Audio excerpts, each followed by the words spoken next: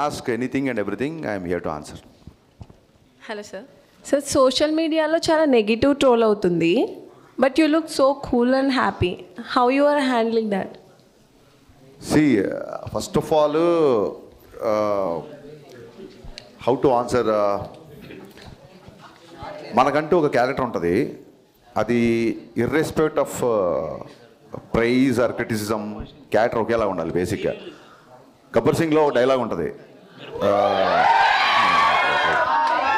నేను ఆకాశం లాంటి ఉరుము వచ్చినా మెరుపు వచ్చినా పిడుగు వచ్చినా ఎప్పుడు నేను ఇలాగే ఉంటానని. సో ఆ డైలాగ్ ఏంటంటే, సోషల్ మీడియాలో ట్రోల్స్ నాకు కొత్త కాదు, అలాగే సోషల్ మీడియా మాత్రమే జీవితం కాదు.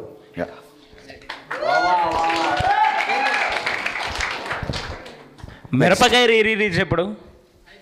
మిరపకాయ రిలీజా? ప్రొడ్యూసర్తో మాట్లాడి ఇమీడియట్గా చేపిద్దాం. త్వరగా అయ్యేలా చూడండి. Sure. Yeah hi sir. Yeah చెప్పమ్మా. యాక్చువల్లీ ప్రీమియర్ తర్వాత కొంచెం మిక్స్డ్ టాక్ వచ్చినా, but me writings and Ravi sir acting అయితే చాలా బాగా అనిపించింది. చాలామంది ఆడియన్స్ అయితే చాలా బాగా ఎంజాయ్ చేస్తున్నారు కొన్ని డైలాగ్స్ కానీ ఎవ్రీథింగ్.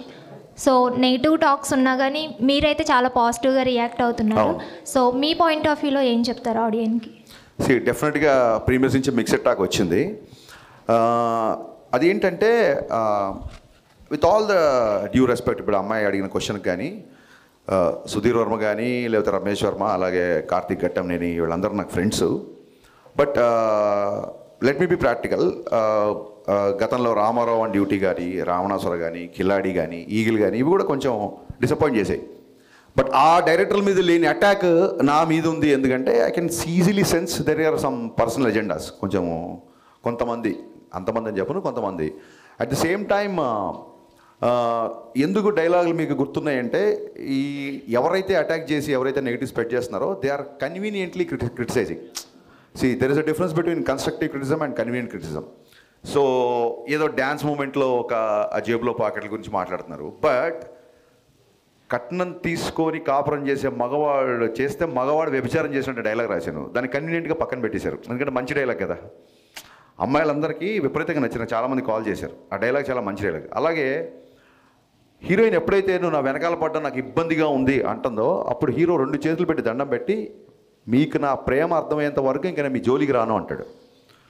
అబ్బాయిలందరికీ కూడా ఒక అమ్మాయి ఎప్పుడైతే పింక్ సినిమాలు చెప్పినట్టు ఒక అమ్మాయి ఎప్పుడైతే నో అని చెప్పిందో ఆ నోని రెస్పెక్ట్ చేయాలి మనం. సో ఆ థాట్ నుంచి వచ్చిన డైలాగ్ అది. సో దీని గురించి కూడా ఎవరు మాట్లాడరు, ఎవరైతే నెగిటివ్ స్ప్రెడ్ చేద్దాం అనుకున్నారు. సో ఎన్నో మంచి డైలాగులు, ఎన్నో మంచి విషయాలు సినిమాలో ఉన్నప్పుడు దాన్ని కన్వీనియంట్గా పక్కన పెట్టి, కన్స్ట్రక్టివ్ని పక్కన పెట్టి కన్వీనియంట్ క్రిటిసిజం చేసిన వాళ్ళ గురించి మనం పెద్దగా పట్టించుకోవాల్సిన అవసరం లేదు నా ఫీలింగ్ అంతే. యా హాయ్ సార్, నా పేరు పవన్ కళ్యాణ్.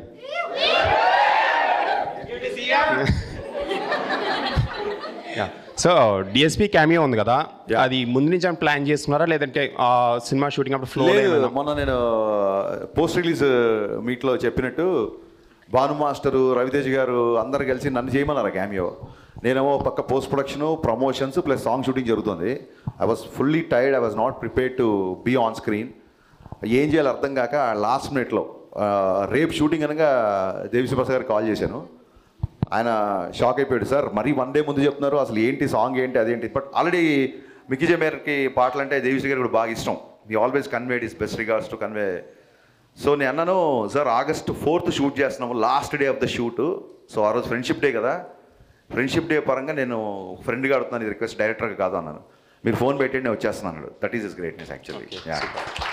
సో అండ్ ఈ ఇయర్లో ఉస్తాద్ భగత్ సింగ్ ఏమైనా అప్డేట్ మేబీ ఏమైనా ఎక్స్పెక్ట్ చేయొచ్చా? ముందు మిస్టర్ బచ్చన్ అప్డేట్లని తట్టుకొని ఆ తర్వాత ఉస్తాద్ భగత్ సింగ్ అప్డేట్లకి వెళ్దాం. Yeah okay sir, thank you మా థ్యాంక్ యూ. హాయ్ సార్, నా పేరు మహేందర్ అండి. చెప్పండి సార్. ఇప్పుడు ఇన్స్టాగ్రామ్, వాట్సాప్, సోషల్ మీడియా ఉంది కదా సార్. సో ఇప్పటి జనరేషన్ అంతా ఇందులో ఉన్నారు. సో మీరేం చేశారంటే ఓల్డ్ జనరేషన్ ప్రేమను చూపించారు. సో దానికి థ్యాంక్ యూ సార్. అలాగే land phone, gram phone recorders ఉన్నాయి కదా, వాటి విషయంలో మీరు క్లుప్తంగా బాగా క్లియర్గా వెళ్ళేసి దాని గురించి మీరు క్లారిటీగా ఎక్స్ప్లెయిన్ చేయడం జరిగింది. వీటి వెనకాల జరిగినటువంటి స్టోరీ ఏమైనా చెప్పగలరు? ఇది ఒక 80s 90sలో జరిగిన కథ అని ఎప్పుడైతే బేస్డ్ ఆన్ ట్రూ ఇన్సిడెంట్ అని చెప్పిందో నాకు ఫస్ట్ ఫోకస్ దీని మీదకి వెళ్ళింది. ఆ టైంలో ఒక అమ్మాయి అబ్బాయి కలుసుకోవాలంటే ఉండే ఒక డిఫికల్టీస్, ఆ టైంలో ఒక అమ్మాయి అబ్బాయి మాట్లాడుకోవాలంటే ఉండేది. ఇప్పుడు ఏముంది, గర్ల్ ఫ్రెండ్ గుర్తురాగానే హాయ్ అని చెప్పి వాట్సాప్లో మెసేజ్ పెట్టేస్తారు, వీళ్ళని చూడాలంటే వీడియో కాల్ చేసుకుంటారు. బట్ ఆ రోజుల్లో అమ్మాయి చూడడమే చాలా కష్టం, ఇబ్బందిగా ఉండేది, చాలా కష్టంగా ఉండేది. సొసైటికల్ నార్మ్స్ అలా ఉండేవి. సో అది చూపిద్దామని కొంతమంది అడిగారు, ఏంటి ఆ టైంలో జనరేషన్ తీస్తే ఇప్పటి జనరేషన్ కనెక్ట్ అవుతారా లేదా అని. సో నాకు మహానటి విపరీతంగా నచ్చింది. మహానటి ఈ జనరేషన్ సినిమా కాదు కదా. సో ఎక్కడో పవర్ఫుల్గా కమ్యూనికేట్ అయిన సీన్స్ అన్నీ మీకు బాగా గుర్తున్నాయి. కొన్ని హిందీ సాంగ్స్ అవి ఉండేసరికి కొంతమంది 80s 90s సాంగ్స్ కొంతమంది యూత్ కనెక్ట్ అవ్వలేదు. సో కన్స్ట్రక్టివ్ క్రిటిసిజం అని కూడా ఎందుకన్నానంటే, I have read all the reviews, మొత్తం అన్ని రివ్యూస్ చదివా నేను. అందులో పర్సనల్ అటాక్స్ ఉన్నాయి, అవన్నీ నేను పక్కన పెడితే అందులో నచ్చిన అంశాలు చాలామంది రాశారు. అండ్ అందులో ఉన్న కామన్ పాయింట్స్ అన్నీ నేను నోట్ చేసుకున్నాను. ఇప్పుడు నాకు గ్రేటాంధ్రమూర్తి గారికి జరిగిన ఇంటర్వ్యూ వల్ల అవ్వచ్చు, ఇంకోటి అతను ఎంత అటాక్ చేసినా ఏం చేసినా నాకు రివ్యూలో గ్రేటాంధ్రాలో నేను మొన్న కూడా చెప్పాను, గ్రేటాంధ్రాలో రాసిన రివ్యూలో నాకు చాలా విషయాలు నచ్చాయి ఫ్రాంక్గా. సో మీరు 80s 70s అన్నారు, నేను వాగ్దానం సినిమాలోది ఒక పాట ఘంటసాల గారు సీతాకళ్యాణ పాట పెట్టా, ఆ పాయింట్ని గ్రేటాంధ్ర రివ్యూ ఆయన పర్టికులర్గా నోట్ చేశాడు.